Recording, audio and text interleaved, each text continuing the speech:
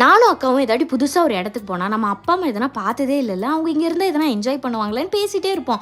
ஆனால் என்னென்னா அவங்க எங்கே கூப்பிட்டாலும் அவ்வளோவா வரவே மாட்டாங்க. எங்கே கடையை போட்டு வர, ஊரை விட்டு வரேன்னு அந்த ஊருக்குள்ளேயே தான் இருப்பாங்க. ஆனால் அவங்களால தான் நாங்கள் ஊர்லேருந்து வெளியே வந்து படித்து ஒரு நல்ல வேலையில் உட்காந்துருக்கோம். ஸோ எங்களுக்கு எப்போவுமே நிறைய விஷயத்த அவங்களுக்கும் காட்டணும், அதை அவங்க எக்ஸ்பீரியன்ஸ் பண்ணணும்னு நினச்சிட்டு இருப்போம். ஸோ இன்றைக்கி வாட்டி அம்மாவை பிபிக்யூ கூப்பிட்டு போனேன். காலையிலேருந்தே அம்மா ஒரு சொம்பு தண்ணி குடிக்கக்கூடாது, நல்ல பசியாக தான் உள்ளே போகணுன்னு போயிட்டு ஒரு 5 பீஸ் தான் சாப்பிட்ருப்போம். சோறு எங்கன்னு பார்க்க போயாச்சு 2 பேர். எங்கள் அம்மா தயிர் சாதம் போதுன்னு சொல்ல தயிர் சாதமாக இருந்தால் பிடிங்கன்னு பிளேட்டில் எல்லாத்தையும் வச்சு விட்டு இனி 2 நாளைக்கு சாப்பிடாட்டியும் பரவாயில்ல ஈட்டுன்னு போட்டு விட்டாச்சு. அங்கே என் கணவர் மெயின் டிஷ்ஷே போகல, ஸ்ட்ரைட்டாக இந்த கேக்கு ஐஸ்கிரீமுக்கு போயாச்சு. நான் ஒரு சைடு பருப்பு குழம்புன்னு அடிச்சு நான் ஊட்டிட்டு இருந்தேன். அப்புறம் லாஸ்ட்டாக பிபிக்யூ காம்ப்ளிமெண்ட்டாக இந்த பர்த்டே கேக் கட்டிங்னா பண்ணுவாங்க. எங்கள் அம்மாவை பிடிச்சி இன்றைக்கி உங்களுக்கு பிறந்த நாள் அப்படின்னு சொல்லிட்டு ஹோட்டல் ஃபுல்லாக பாட்டு போட்டு கேக் கட் பண்ண உடனே அவங்களுக்கு அறியாமல் அவங்களுக்கு அவ்வளோ சந்தோஷம். லாஸ்ட்டாக எல்லாம் சாப்பிட்டுட்டு அப்பாவையும் இங்கே கூட்டிகிட்டு வருவோம் போது நல்லா சாப்பிடும் அப்பா ஊரில் என்ன சாப்பிட்டுதோ அப்படின்னு சொல்லும்போது இருந்த காதல் தான் தெரிஞ்சுது.